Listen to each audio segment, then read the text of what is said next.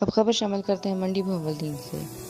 मंडी बहावलदीन के इलाका भागड़ के रिहायशी इंतज़ार अली का कहना है, मेरे घर के सामने सरकारी ज़मीन पर कुछ लोगों ने गैर कानूनी कब्जा कर रखा है, जिसकी वजह से हमें शदीद परेशानी का सामना है।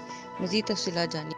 ਸਾਡੇ ਅੱਗੇ ਇੱਕ ਕਬਜ਼ਾ ਮਾਫੀਆ ਬੈਠਾ ਹੈ, ਜਿਹਦੇ ਵਿੱਚ ਉਹ ਨਾਂ ਲੈ ਕੇ ਨਾ ਆਏ ਦਿਨ ਪ੍ਰੋਬਲਮ ਬੈਠੇ ਨੇ ਤੇ ਕਿ ਕਦੇ ਉੱਠਦੇ ਵੀ ਨਹੀਂ ਤੇ ਕਿ ਨਹੀਂ। ਔਰ ਜਿੱਤੇ ਕਿ ਸਾਡੇ ਕੋਲ ਇਹਨਾਂ 5 ਲੱਖ ਰੁਪਈਆ ਲਿਆ ਹੈ।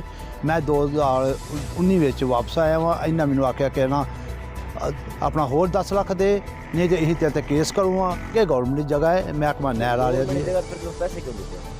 ਉਹਨਾਂ ਸਾਨੂੰ ਬਲੈਕਮੇਲ ਕੀਤਾ ਦੀ ਪਹਿਲਾਂ ਮੈਂ ਸਟਾਮ ਹੀ ਇਹਨਾਂ 5 ਲੱਖ ਦੇ ਕੇ ਮੈਂ ਸਟਾਮ ਹੀ ਕਰਵਾਇਆ ਸੀ ਇਹਨਾਂ ਕੋਲ। ਉਹਦੇ ਬਾਵਜੂਦ ਇਹ ਕੋਈ ਨਹੀਂ ਉੱਠੇ। ਫਿਰ ਜੋ ਆਇਆ ਮੈਂ 2019 ਵਿੱਚ ਮੈਂ ਉਹਨਾਂ ਫਿਰ ਇਹ ਬਲੈਕਮੇਲ ਸ਼ੁਰੂ ਕੀਤਾ ਮੈਨੂੰ। ਉਹਨਾਂ ਆਖਿਆ ਉਹ 5 ਲੱਖ ਗਿਆ, ਅਗਲੀ ਗੱਲ ਕਰ ਤੇ ਕਿਹਾ ਤੂੰ ਫਿਰ ਆ ਗਿਆ। ਫਿਰ ਉਹਨਾਂ ਤੇ ਡਿਮਾਂਡ ਕੀਤਾ ਮੇਰੇ ਕੋਲ 10 ਲੱਖ ਰੁਪਈਆ। ਹਾਂ ਇਹ 10 ਲੱਖ ਮੈਂ ਆਖਿਆ ਮੇਰੇ ਕੋਲ ਨਹੀਂ ਦਿੱਤੇ ਜਾਣ, ਮੇਰੇ ਕੋਲ ਪੈਸੇ ਕੋਈ ਨਹੀਂ ਹੈ। ਹਾਂ ਉਹਨਾਂ ਆਖਿਆ 10 ਲੱਖ ਦੇ ਹੀ ਉੱਠਦੇ ਆ, ਵਰਨਾ ਇਸੀ ਕੋਈ ਨਹੀਂ ਉੱਠਦੇ। ਇਹ ਕਬਜ਼ਾ ਗਰੁੱਪ ਨੇ ਔਰ ਬਲੈਕਮੇਲ ਕਰਦੇ ਨੇ। ਇਹ ਸਾਡੇ ਇਸ 4 ਭਾਈ ਬਾਹਰ ਹੋਣੇ ਆ, ਇਹਨਾਂ ਨੂੰ ਇਹ ਸੋਚ ਕੇ ਪੈਸੇ ਦਿੱਤਾ ਕਿ ਇਹ ਸਾਡੇ ਘਰੋਂ ਕੇ ਲੈ ਜਾਣ। ਗਵਰਨਮੈਂਟ ਜਗ੍ਹਾ ਹੈ, ਜਗ੍ਹਾ ਵੀ ਇਹਨਾਂ ਦੀ ਨਹੀਂ ਹੈ। ਮੈਂ ਆਪਣਾ ਇੱਕ ਤੇ ਪਹਿਲੇ ਦਰਖਾਸਤ DCO ਸਾਹਿਬ ਨੇ ਦਿੱਤੀ ਸੀ ਤੇ ਕਿ ਨਾ ਹੈ ਉਹਦੇ 'ਤੇ ਕੋਈ ਅਮਦ ਤੇ ਕਿ ਖਾਸ ਹੋਇਆ ਸੀ ਮਾੜਾ ਜਿਹਾ। ਫਿਰ ਇਹਨਾਂ ਜਾ ਸਟੇ ਲੈਣ ਦਾ ਸੀ। ਹਾਂ ਸਟੇ ਜਾ ਕੇ ਹਾਲਾਂ ਦਾ ਪਿਆ ਚੱਲਦਾ, ਕੋਈ ਸਮਝ ਲੱਗਦੀ ਸਟੇ ਦਾ ਕੀ ਯਕੀਨ ਨਹੀਂ ਹੈ। ਮੈਂ ਨਹੀਂ ਕਦੀ ਕਿਹਾ ਕਿ ਅਗਲੇ ਦਿਨ ਆਏ ਨੇ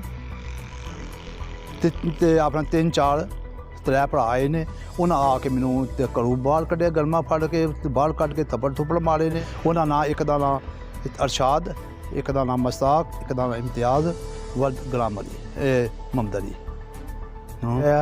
ਤੇ ਮੇਰੀ ਅਪੀਲ ਹੈ ਇਨਸਾਨੀਅਤ ਅੱਗੇ ਤੇ SKFA ਦੀ ਇਹਨਾਂ ਪੂਰੀ ਜ਼ਮਾਨਤ ਕਰਵਾਈ ਹੈ। ਮੈਨੂੰ ਫਿਰ ਖਤਰਾ ਹੈ ਕਿ ਕਿਸੇ ਟਾਈਮ ਇਹ ਹਮਲਾ ਕਰ ਸਕਦੇ ਮੇਰੇ 'ਤੇ। ਮੇਰੀ ਜਾਨ ਨੂੰ ਖਤਰਾ, ਮੇਰੇ ਬੱਚੇ ਦੀ ਜਾਨ ਨੂੰ ਖਤਰਾ ਹੈ। ਸਾਡੀ ਇੱਜ਼ਤ ਤੇ ਕਿ ਨਫਸ ਇਤਬਾਰ ਹੁੰਦਾ ਪਿਆ। ਇਨਸਾਨੀਅਤ ਅੱਗੇ ਰਿਕੁਐਸਟ ਹੈ ਮੇਰੀ DPO ਅੱਗੇ ਤੇ ਕਿ DCO ਮੰਡੀ ਬਹਾਵਲਦੀਨ ਅੱਗੇ ਕਿ ਇਹ ਜਗ੍ਹਾ ਖਾਲੀ ਕਰਾਈ ਜਾਏ। ਗੌਰਮੈਂਟ ਜਗ੍ਹਾ ਹੈ, ਗੌਰਮੈਂਟ ਆਪਣੀ ਜਗ੍ਹਾ ਹੈ, ਜੋ ਕੁਝ ਮਰਜ਼ੀ ਕਰੇ। ਇਹ ਜਗ੍ਹਾ ਤੇ ਕਿ ਸਾਡੇ ਕੋਲ ਮਾਫੀਆ ਗਰੁੱਪ ਕੋਲ ਸਾਡੀ ਜਾਨ ਛੁਡਾਈ ਜਾਏ।